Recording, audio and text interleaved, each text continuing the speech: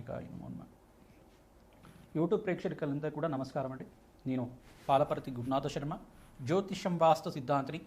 ఈ రోజున మనమంతా కూడా తెలుసుకునే టాపిక్ ఏంటంటే, ప్రధానంగా చూసుకుంటే 2026 సంవత్సరంలో భాగంగా ఆంగ్ల సంవత్సరంలో శనీశ్వరు యొక్క కార్యకత్వాలు ఏ రకంగా ఉన్నాయి, శనీశ్వర ప్రభావం అంతా కూడా మేషాది ద్వాదశ రాశుల వాళ్ళకి ఎటువంటి ఫలితాలంతా కూడా ఇవ్వబోతున్నాడు అనేది, శనీశ్వరుడి యొక్క వీక్షణ దృష్టి వక్రగతి ఏ రకంగా ఉంటుంది, ఈ యొక్క శనీశ్వర ప్రభావం అంతా కూడా వివిధ రాశుల మీద ఏ రకంగా ఉంటుంది విశ్లేషణ చేయడం, సంపూర్ణ జాతకం అంతా కూడా చెప్పడం జరుగుతుంది.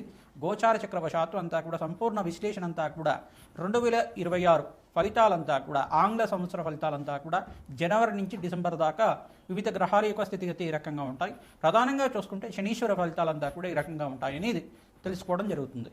ప్రధానంగా చూసుకుంటే శనీశ్వరుడు అంతా కూడా కర్మఫలదాతగా ఉండడం, ప్రధానంగా ఈ శనీశ్వరుడు అంతా కూడా ఈ యొక్క అర్ధాష్టమ శని ప్రభావం కానీ అష్టమ శని ప్రభావం కానీ, ప్రధానంగా ఈ యొక్క ద్వాదశ స్థానంలో ఉంటే కనుక ఏలినాటి శని ప్రభావం కానీ ఇవ్వడం జరుగుతుంది.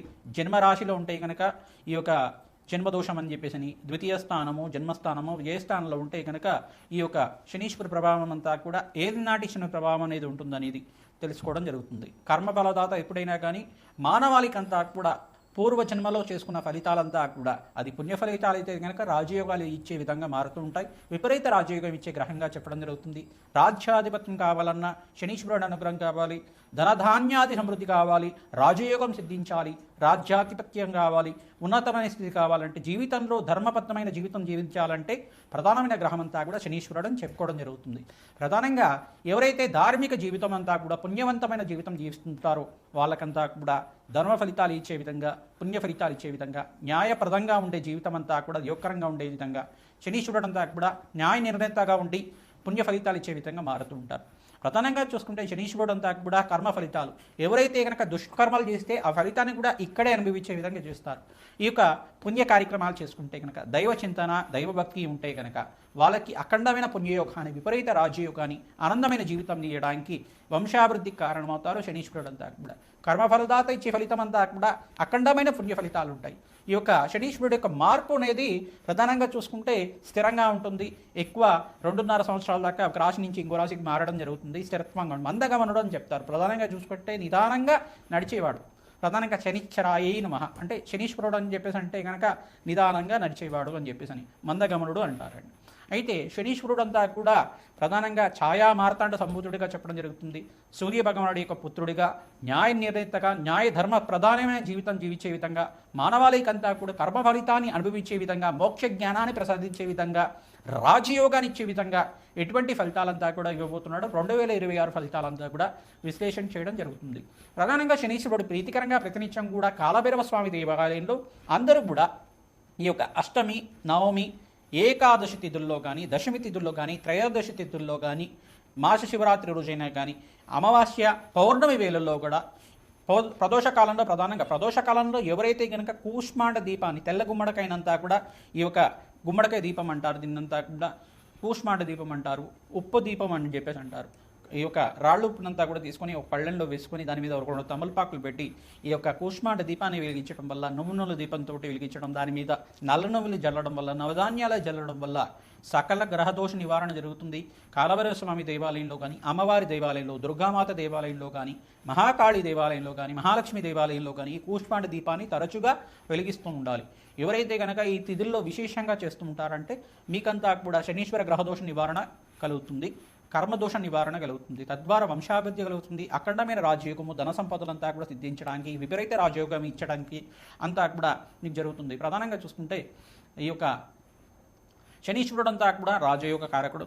ప్రధానంగా రాజయోగం ఇవ్వడమే కాకుండా మీకంతా కూడా కర్మఫలితాన్ని అనుభవించే విధంగా చేయడం జరుగుతుంది. ప్రధానంగా కర్మఫలదాత అంతా కూడా విపరీత రాజయోగానికి కారణమవుతుంది.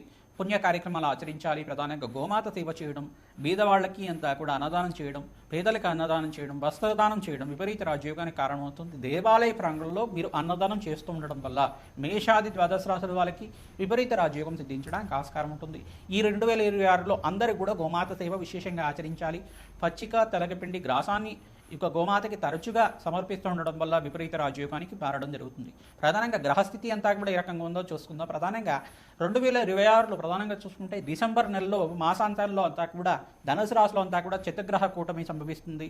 ప్రధానంగా సూర్యుడు, బుధుడు, శుక్రుడు, ఈ యొక్క అంగారకుడు, ఈ యొక్క గ్రహాలన్నీ కూడా ధనుసు రాశిలో సంచారం జరుగుతుంది. జనవరి 1వ తారీఖు నుంచి మళ్ళీ మార్పు అనేది జరుగుతుంది. ప్రధానంగా తర్వాత ఎప్పుడు దాకా అంటే జనవరి 15వ తారీఖు రోజున మకర సంక్రమణం రోజున అంతా కూడా సూర్య భగవానుడు అంతా కూడా మకర రాశిలో సంచారం చేయడం, ఈ యొక్క గ్రహస్థితి అనేది మారుతూ ఉంటుంది. ప్రధానంగా చూసుకుంటే 45 రోజులకు ఒకసారి అంగారకుడు మారడం జరుగుతుంది. నెల రోజులకు ఒకసారి ప్రధానంగా ఒక రాశి నుంచి ఇంకో రాశికి నెల రోజులకు ఒకసారి 3 గ్రహాలు మారుతూ ఉంటాయి. ప్రధానంగా బుధుడు, శుక్రుడు, రవి భగవానుడు అంతా కూడా సూర్య భగవానుడు అంతా కూడా నెల రోజులకు ఒకసారి ఒక రాశి నుంచి ఇంకో రాశికి మారుతూ ఉంటారు అన్నమాట.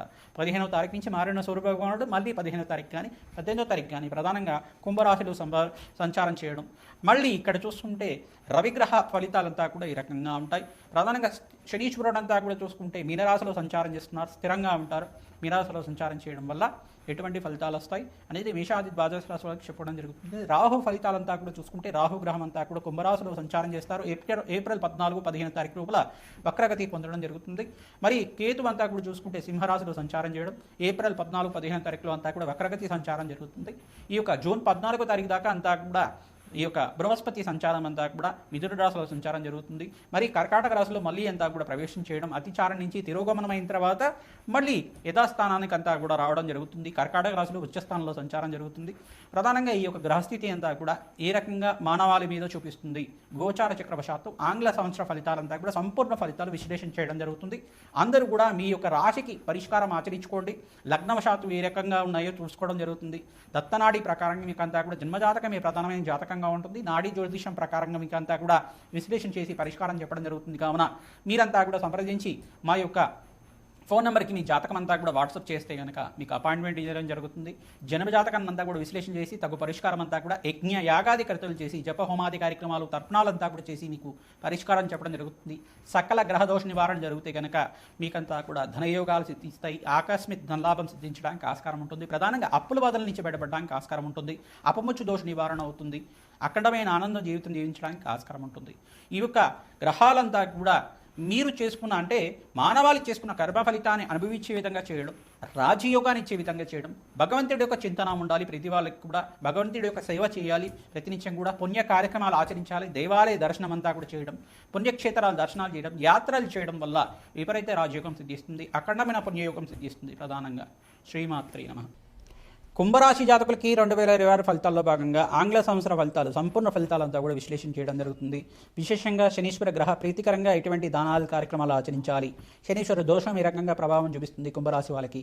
ప్రధానంగా వివిధ గ్రహాల అనుగ్రహం వల్ల వివాహాది శుభకార్యాలు జరుగుతాయా, ప్రధానంగా ధనయోగం సిద్ధిస్తుందా, ఆకస్మిక ధనలాభం కలుగుతుందా, వ్యాపారం అభివృద్ధి కలుగుతుందా, విశ్లేషాత్మకంగా సంపూర్ణంగా పరిష్కారం చెప్పడం జరుగుతుంది. ప్రధానంగా చూసుకుంటే కుంభరాశి జాతకులకి బృహస్పతి సంచారం అంతా కూడా రాజయోగ కారణమవుతుంది. శనీశ్వర సంచారం అంతా కూడా ఏలినాటి శని ప్రభావంలో ఉన్నారు కావున ఇక్కడ మీనరాశిలో సంచారం చేస్తున్న శనీశ్వరుడు అనుగ్రహం వల్ల స్వల్పంగా మీకంతా కూడా శ్రమతో కూడిన సంపాదన పెరుగుతూ ఉంటుంది. ప్రధానంగా కర్మఫలదాత అయిన శనీశ్వరుడు అంతా కూడా ధార్మికమైన జీవితం ఇవ్వడానికి ఆస్కారం ఉంటుంది. అంటే 3వ దశలో ఉంది కావున మీకంతా కూడా రాజయోగ కారణంగా మారబోతున్నారు. ప్రధానంగా శనీశ్వర ప్రీతికరంగా జప హోమాది కార్యక్రమాలు, రాహుకి, శుక్రుడికి, బృహస్పతికి, బుధ భగవానుడికి అంతా కూడా జప హోమాది కార్యక్రమాలు ఆచరించుకోవడం వల్ల విశేషంగా సుబ్రహ్మణ్య స్వామి కళ్యాణం కానీ, వెంకటేశ్వర స్వామి కళ్యాణం కానీ, లక్ష్మీ నరసింహస్వామి కళ్యాణం కానీ ఆచరించడం వల్ల మంచి ఫలితాలు పొందుతారు. విశేషంగా వ్యాపారంలో మార్పులు కలగడానికి ద్వితీయార్థంలో జూన్ 14వ తారీఖు నుంచి నవంబర్ 18వ తారీఖు దాకా విశేషమైన ధనయోగాలు సిద్ధించడానికి ఆస్కారం ఉంటుంది. మీరంతా కూడా వ్యాపారాన్ని విస్తరణ చేయడం కానీ, నూతన ఉద్యోగాల కోసం ప్రయత్నం చేసుకోవడం కానీ, ప్రమోషన్స్ కోసం ప్రయత్నం చేసుకోవడం కానీ అవకాశాలు ఉంటాయి. ప్రధానంగా చూసుకుంటే శుక్రుడి అనుగ్రహం వల్ల ధనయోగాలు సిద్ధించడానికి ఆస్కారం ఉంటుంది.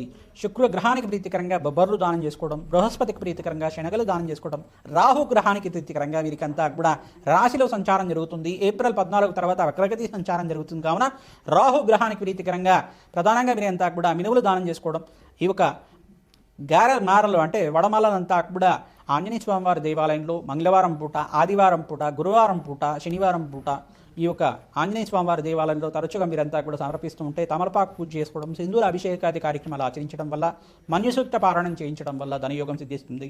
భూసూక్త పారాయణ, శ్రీసూక్త పారాయణ చేయించడం ధనయోగ కారణమవుతుంది. ఈ సంవత్సరం చివరిలో గృహయోగం కూడా సిద్ధించడానికి ఆస్కారం ఉంటుంది. ఇంట్లో అంటే మంగళమైన కార్యక్రమాలు కలగడానికి ఆస్కారం ఉంటుంది. గృహయోగం కానీ, వివాహాది శుభకార్యాలు కానీ జూన్ 14 తారీఖు నుంచి మీకు అంతా కూడా మంచి అవకాశాలు సిద్ధించడానికి ఆస్కారం ఉంటుంది. విశేషమైన యోగాలు సిద్ధించడానికి ఆస్కారం ఉంటుంది. బృహస్పతి గ్రహం అనుగ్రహం వల్ల వివాహాది శుభకార్యాలు జరుగుతూ ఉంటాయి. శుక్రుడు అనుగ్రహం వల్ల మీకు వ్యాపారంలో మార్పులు, లక్ష్మీ కటాక్షం సిద్ధించడానికి ఆస్కారం ఉంటుంది. ధనయోగాలు కలగడానికి ఆస్కారం ఉంటుంది. విశేషమైన పుణ్య ఫలితాలు పొందడానికి మీ జన్మజాతకాన్ని జ్యోతిష సిద్ధాంతాలతోటి మీరంతా కూడా విశ్లేషణ చేయించుకోండి. పరిష్కారం చేయించుకోవడం వల్ల మంచి ఫలితాలు పొందుతారు. మీ జన్మజాతకాన్ని అంతా కూడా మాకు వాట్సాప్ చేయండి. మీకు పరిష్కారం అంతా కూడా విశ్లేషణ చేసి మీకు అంతా కూడా జాతకాన్ని ఎటువంటి పరిష్కారం చేసుకోవడం వల్ల దత్తనాడి ప్రకారంగా, నాడి జ్యోతిష ప్రకారంగా, పరాశర జ్యోతిష ప్రకారంగా మీకు అంతా కూడా విశ్లేషణ చేయడం, సంపూర్ణ జాతకానికి సంపూర్ణ విశ్లేషణ అంతా కూడా చేసి మీరు పరిష్కారం చూపించడం వల్ల మంచి ఫలితాలు పొందుతారు. విశేషంగా సినీ రంగంలో వాళ్ళకి ధనయోగా కలిసి వస్తాయి. ఐటీ రంగంలో వాళ్ళకి, ఏ రంగంలో వాళ్ళకి కూడా మంచి ఆఫర్ సిద్ధించడానికి ఆస్కారం ఉంటుంది. వ్యాపార రంగంలో విశేషంగా క్లాత్ బిజినెస్ చేసే వాళ్ళకు కూడా ధనయోగాలు సిద్ధిస్తాయి. ఆయిల్ బిజినెస్ చేసే వాళ్ళకు కూడా మంచి ధనయోగాలు సిద్ధించడానికి ఆస్కారం ఉంటుంది. ప్రధానంగా ద్వితీయార్థంలో జూన్ 14 తారీఖు నుంచి నవంబర్ 18 తారీఖు 24 తారీఖు దాకా మీకు అంతా కూడా విశేషమైన ఆకస్మిక ధనలాభం సిద్ధించడానికి, సంఘంలో గౌరవం పెరగడానికి, ధనయోగాలు సిద్ధించడానికి, ధనానికి ఎటువంటి లోటు లేకుండా సమయానికి ధనం లభించడానికి ఆస్కారం ఉంటుంది. మహాలక్ష్మీదేవి అనుగ్రహం కోసం లక్ష్మీకుబేర శాంతి హోమాది కార్యక్రమాలు ఆచరించాలి. రాజశ్యామల శాంతి కార్యక్రమాలు, రాజశ్యామల మూలమంత్ర హోమాది కార్యక్రమాలు ఆచరించే వాళ్ళకి రాజయోగం సిద్ధిస్తుంది. ప్రధానంగా బగలామకి శాంతి హోమాది కార్యక్రమాలు చేసుకున్న వాళ్ళకి విశేషంగా వివాహాది శుభకార్యాలు జరగడానికి ఆస్కారం ఉంటుంది. శ్రీమాత్రే నమః.